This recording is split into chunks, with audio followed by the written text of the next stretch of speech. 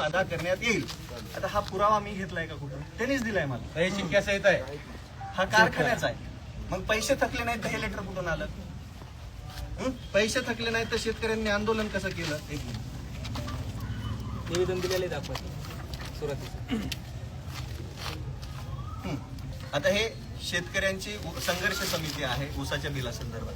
त्यांनी हे पहिलं लेटर दिलं. कधीच आहे हे? 5/5/2026. 25 तारखेला मीटिंग झाली होती. 5 दिवसाचा इशारा दिला, पैसे जमा झाले नाही. आंदोलन कधी केलं? 8 तारखेला. त्यानंतर हे बघा, त्याच्या कारखान्यावर गेलेले दिसतंय. लोक एडे का पैसे नाही मूर्ख समजावलं त्यांनी. एवढं कारखान्यातली मीटिंग आहे. रविराज दादा, त्याच्या कारखान्यातली मीटिंग आहे. रविराज दादा, 500 रुपयाच्या बॉन्डवर त्यांनी करार करून दिलेला खोटा म्हणून माझ्यावर 420 FIR केली. ह्याची पहिल्यापासून फितरत आहे. आता आमचे शेतकरी अजय बुरांडे साहेबांनी हे त्या दिवशी पोस्ट केली. किती तारखेची? 25 एप्रिल रोजी सायंकाळी ही झालेली बैठक आहे सगळ्या शेतकऱ्यांची. मी व्हिडिओ कधी टाकलाय? 29 तारखेला. जर पैसेच थकले नव्हते तर मी कशाला व्हिडिओ टाकेल? जर पैसेच थकले नव्हते तर याला मिरची कशी लागेल? तुमच्यावर सोशल मीडियावरील बदनामीचे किती गुन्हे दाखल झाले? माझ्यावर आतापर्यंत 250-300 असतील. एकट्या बच्चू कडून 250 केले. गेले की आता मंत्रीपद घेतलं नाही. ही प्रति सरकारची भूमी आहे. सोलापूर, कोल्हापूर, सांगली, सातारा, औरंगाबाद ही प्रति सरकारची भूमी आहे. मी सातारा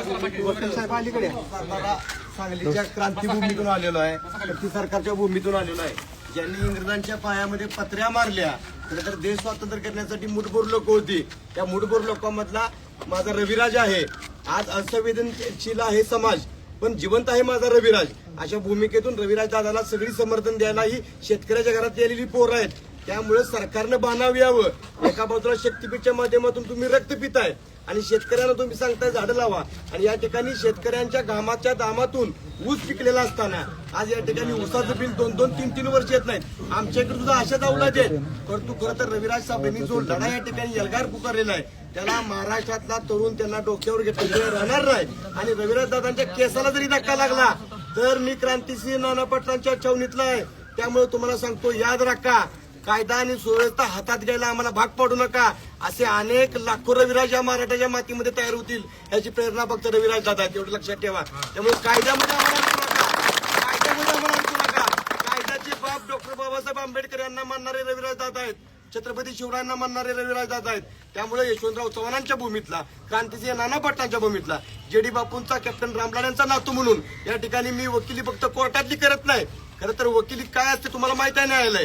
परंतु चळवळ जगली पाहिजे, जिवंत राहिली पाहिजे.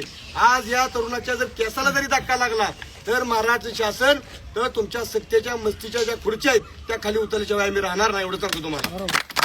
शेतकरी एकजुटीचा रविराज दादा तुम आगे बढ़ो, हम तुम्हारे साथ हैं. रविराज दादा तुम आगे बढ़ो, हम तुम्हारे साथ हैं. एक गोष्ट सांगतो मी, माझा गुन्हा तर काहीच नाहीये. या महाराष्ट्राचे लाडके उपमुख्यमंत्री अजितदादा पवार साहेबांचं अपघाती निधन झालं असं सरकार म्हणतंय, पण लोक काय म्हणतायत? घातपात आहे. निदान साधा त्या विमान कंपनीवरती छोटासा गुन्हा तर दाखल करून दाखवायचं. छोटासा. आम्ही तर अदखल पात्राचे गुन्हे दाखल केले. तुम्ही IT ऍक्टचं 67 कलम लागत नसताना तुम्ही टाकलं का? कारण की तुम्हाला मला इथं पोलीस स्टेशनमध्ये आणायचं होतं. यांना काय करायचं होतं? इथं आणायचं, मी एकटा येईल असं त्यांना वाटलं. मग इथं आल्यानंतर एक तर दम द्यायचा, नाहीतर त्यांच्या मार्फत काहीतरी करायचं. आजपर्यंत थ्रेड कमी नाहीयेत, जीवे मारण्याच्या धमक्या कमी नाहीयेत. मी स्वतः वैयक्तिक 300-400 NC दाखल केले असतील. एकाचाही FIR झाला. असा आरोप केला जातो की पाण्याची कमतरता, खताची कमतरता हे विषय न घेता शेतकरी जे नेते आहेत ते फक्त ऊस कारखानदारांना टार्गेट करण्याचा प्रयत्न करतात. दराचा विषय असेल. ऊस हा शेतकऱ्याचा कणा आहे. एक गोष्ट लक्षात घ्या, ऊस पिकवायला काही पैसे कमी लागतात का?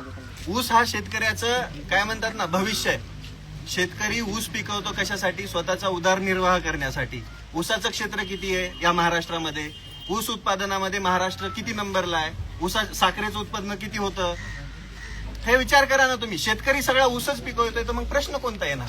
कांद्याचा विषय मी ह्या ऊसाच्या आधी कांद्याचा घेतलेला आहे, त्याच्या आधी बागांचा घेतलेला आहे. बागा तर मी स्वतः शेतकऱ्यांच्या बांधावर जाऊन डेव्हलप करून देतोय. असं नाहीये एकच टार्गेट कर. आमचा शेतकरी जे पिकवतो त्या प्रत्येक वेळी तुम्ही जर काही केलं तर आम्ही त्याच्यावर प्रश्न उपस्थित करणार, आम्ही त्याच्यासाठी लढणार. मग ऊस उत्पादक असो, भुसार उत्पादक असो, ज्वारी उत्पादक असो, नाहीतर अजून कोणताही, नाहीतर कांद्याचा असो, कोणताही असो, आम्ही त्या प्रत्येक शेतकऱ्यावर झालेल्या अन्यायाच्या विरोधात उभं राहणार म्हणजे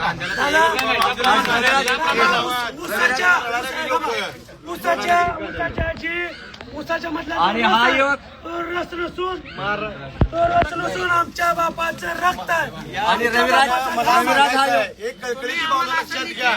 तुम्ही जर रविराज दादांना जेलची भाषा शिकवायला लागला तर तुमच्या जेलच्या जागा कमी पडतील अशी या ठिकाणी भूमिका आहे. उसाची पण केस घेतलं, FIR घेत नसल्यावर उलटी केस तुम्ही करणार आणि मग शेतकऱ्याची पोरं काय हातावात धरून फक्त बघत बसणार.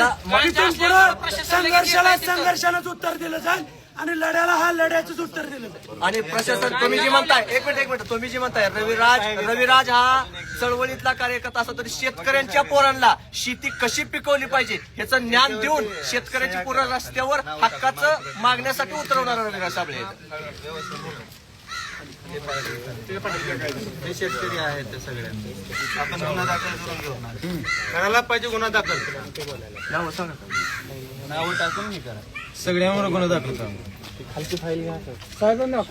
ज्याने गुन्हा दाखल केला त्याला बोलवायचं पहिला. माळशिरस तालुक्यातलं पण प्रस्थापित कारखानदार आहेत त्यांच्या सुद्धा कारखान्याचे पैसे अजून दिले नाहीत. उदाहरण घ्यायचं तर सदाशिवनगर सहकारी साखर कारखाना, रविराज भाऊ कधी म्हणले नाही का तुमचा साखर कारखाना बंद करा, चालू द्या. शेतकऱ्यांचा ऊस हा वेळेत गळप झाला तर त्याला 4 पैसे मिळणार, नाहीतर काय काय अशी पद्धत आहे की कारखाना बंद ठेवायचा. कारखाना आज तरुणांना हे पण रविराज भाऊ तुम्ही एक आव्हान करा, ऊस हा 14, 15, 18 महिने ठेवण्याची वस्तू नाही. एक गोष्ट लक्षात कमी घ्या. काळात- महाराष्ट्रामध्ये हे माळशिरस आहे. चेतन भाऊ आले नाशिकवरून, आमचा किशोर आला करमाळ्यावरतून, वकील साहेब आले सांगलीवरतून, जनार्दन परळीवरतून, हे सोलापूर. हे काय आले ते यांचा अन्याय झाला. तुम्ही कुठून आला? अक्कलकोटून. सर 1 रुपये बिल भेटला नाही, 1800 बी भेटला नाही आम्हाला. तुम्हाला काहीच नाही भेटलं. नाही 200 टन वाटलं ओमकारला, 1800 रुपये सुद्धा मला मल्लिकार्जुन अल्लापुरेला भेटलेला नाही. आंदोलन केलं, सगळं केलं, सगळे व्हिडिओ आहे साहेब माझ्याकडे. 1 रुपये भेटला नाही. आमचं हालत लई खराब आहे साहेब शेतकरीचं.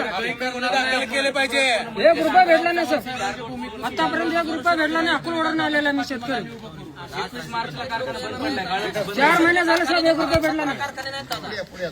महाराष्ट्रामध्ये हे बघा, महाराष्ट्रामध्ये मोगलाई सरकार आणि त्या मोगलाई सरकारमध्ये हे भिकारचोट प्रस्थापित बांडगुळ सत्ताधाऱ्यांना हाताशी धरून उद्योजक बनायला निघाले. काय शेतकऱ्याचा कैवारी बाबू बोत्रे बाब्या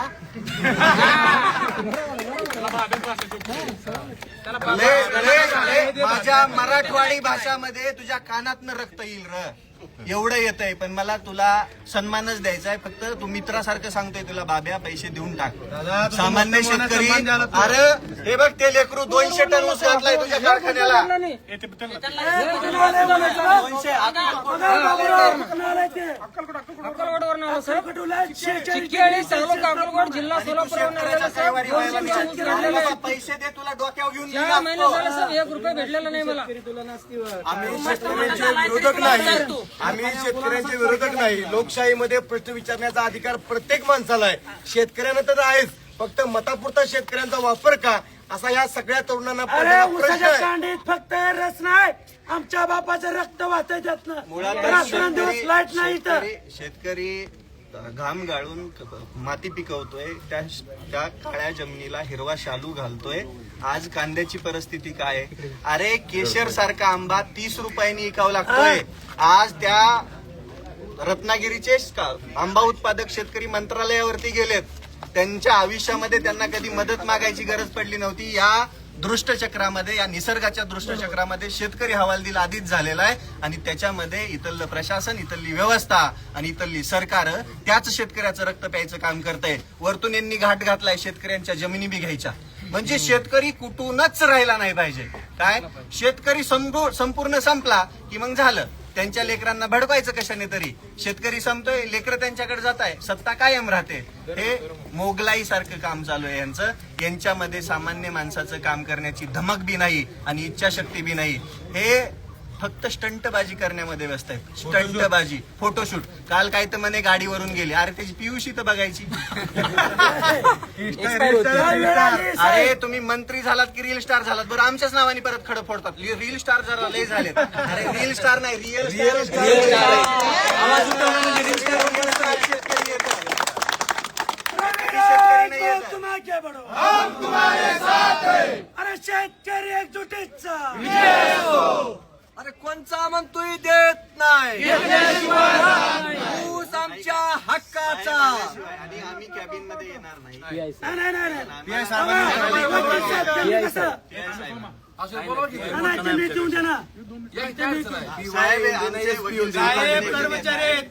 ऐका ना, आमचे वकील साहेब अजून एक जण येत आहेत.